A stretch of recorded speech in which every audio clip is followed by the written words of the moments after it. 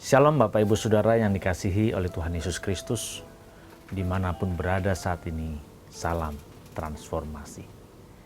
Dalam kehidupan kita, sering kita merasa bahwa segala sesuatu penderitaan, masalah, tantangan, pencobaan, kita serahkan dalam tangan Tuhan. Apalagi kita meyakini bahwa Tuhan yang menyelesaikan dan Tuhan yang bertanding. Keyakinan seperti ini membuat setiap kehidupan orang percaya menganggap remeh, menganggap begitu mudah kehidupan yang harus dijalani dalam dunia ini. Tapi kita lupa bahwa ketika manusia diciptakan dan ketika firman Tuhan mengatakan supaya kita beranak cucu, sebenarnya itu suatu mandat. Sebelum kita membahas lebih dalam, mari kita baca ayatnya terlebih dahulu, yang terambil dari Kejadian 1 ayat 28. Firman Tuhan berkata, "Beranak cuculah dan bertambah banyak. Penuhilah bumi dan taklukkanlah itu. Berkuasalah atas ikan-ikan di laut dan burung-burung di udara dan atas segala binatang yang merayap di bumi." Kita harus menyadari bahwa dari ayat ini justru sebenarnya Tuhan memberikan mandat kepada setiap kita agar kita memenuhi bumi ini dan berkuasa. Berbicara berkuasa di sini maksudnya adalah kita menaklukkan apa yang ada di dalam bumi ini. Kenapa kita diberikan mandat? Karena kita menyadari bahwa ketika Lucifer melawan, memberontak terhadap Allah, dia tidak langsung dihukum. Justru Bapa di surga menginginkan ada manusia-manusia yang bisa membuktikan bahwa Lucifer bersalah. Bisa menunjukkan bahwa Lucifer tidak taat terhadap Tuhan. Kalau kita bisa mengatakan benda ini berwarna hitam, berarti kita harus bisa menunjukkan benda yang berwarna putih yang berbeda dari yang berwarna hitam. Supaya yang hitam ini bisa dikatakan bahwa ini memang hitam karena ada yang berwarna lain, bukan hitam. Begitu pula kalau Lucifer melakukan pelanggaran, dia memberontak, maka harus ada yang bisa membuktikan bahwa harus ada manusia yang dia membuktikan dia tidak memberontak, tetapi dia taat terhadap Tuhan. Bumi diberikan pada saat itu supaya manusia berkuasa. Agar bumi ini dipenuhi oleh manusia-manusia yang bisa membuktikan bahwa Lucifer ini bersalah. Mari Bapak Ibu Saudara, supaya kita menyadari bahwa kita mengemban mandat yang diberikan. Supaya kita bisa hidup membuktikan bahwa Lucifer, si musuh kita ini, si jahat ini, dia bersalah. Berarti kita punya tugas untuk menjadi corpus delicti. Berbicara corpus delicti berarti kita harus bisa membuktikan kesalahan dari musuh-musuh kita. Bagaimana cara kita membuktikannya?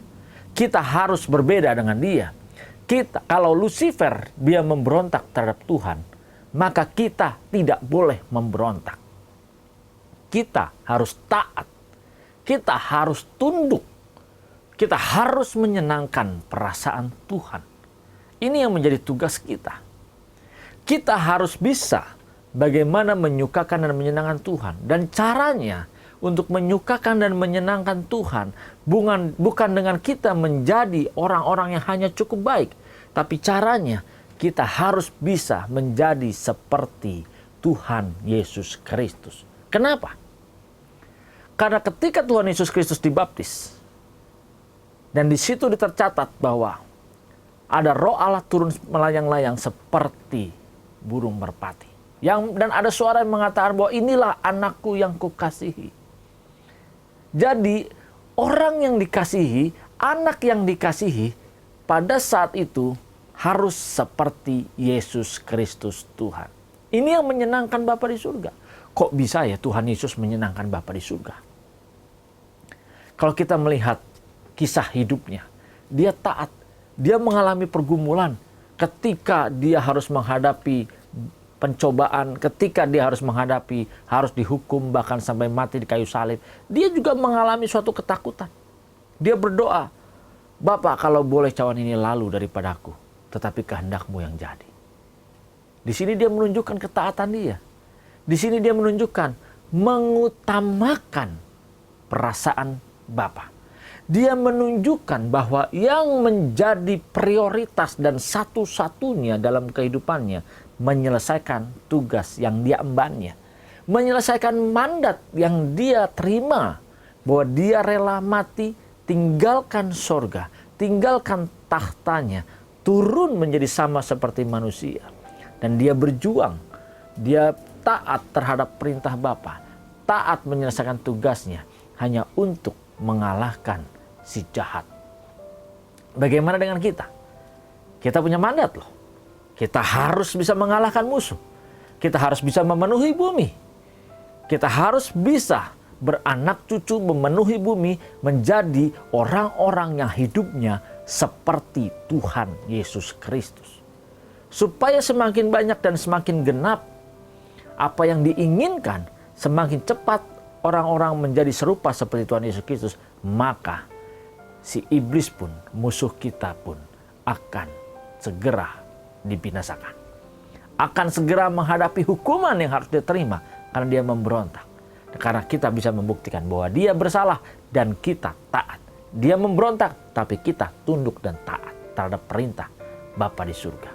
Adakah sekarang Bapak Ibu Saudara taat dan tunduk terhadap perintah Bapa di surga?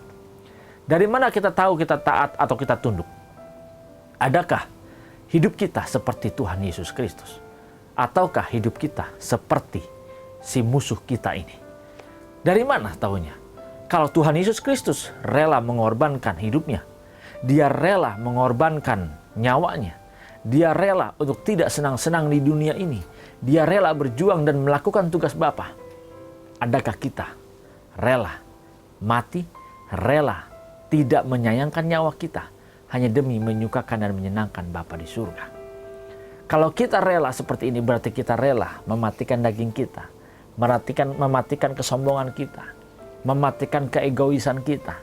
Kita tidak memperdulikan kita menghadapi masalah atau tidak, tantangan atau seberat apapun. Karena kita percaya bahwa setiap masalah itu proses bagaimana kita bisa menjadi serupa seperti Kristus. Itu proses dan kesempatan bagaimana kita bisa mengenakan kehidupan Tuhan Yesus dalam kehidupan kita. Ketika Tuhan Yesus dicobai, ketika Tuhan Yesus dihina, ketika Tuhan Yesus dibuli, ketika Tuhan Yesus difitnahkan yang jahat, dia tidak berapologet seperti orang-orang teolog-teolog pada saat ini. Tetapi dia berapologet seperti apa yang dia tunjukkan. Dia berapologet dengan membuktikan bahwa hidupnya benar. Dia tidak berapologet dengan perkataan, tetapi dia berapologet dengan kenyataan. Dia tidak berapologet dengan pikiran-pikiran yang hebat, tapi dia berapologet dengan menunjukkan kehidupannya yang hebat. Orang boleh berkata-kata hebat, tetapi belum tentu kehidupannya hebat.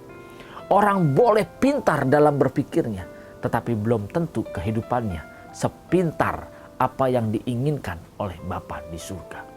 Mari Bapak Ibu Saudara, kita punya mandat mengalahkan musuh. Maka kita harus mengalahkan kesombongan kita. Kita harus mengalahkan kecongkakan kita. Kita harus berjuang bagaimana bisa menjadi saksi yang benar, menjadi corpus delicti yang membuktikan bahwa musuh kita, dia pemberontak, dan kita adalah anak-anak yang taat terhadap Bapa di surga. Mari kita masih punya kesempatan berjuang untuk kita bisa mengalahkan dan menggenapi tugas dan mandat yang diberikan. Tuhan Yesus Kristus memberkati. Salam transformasi.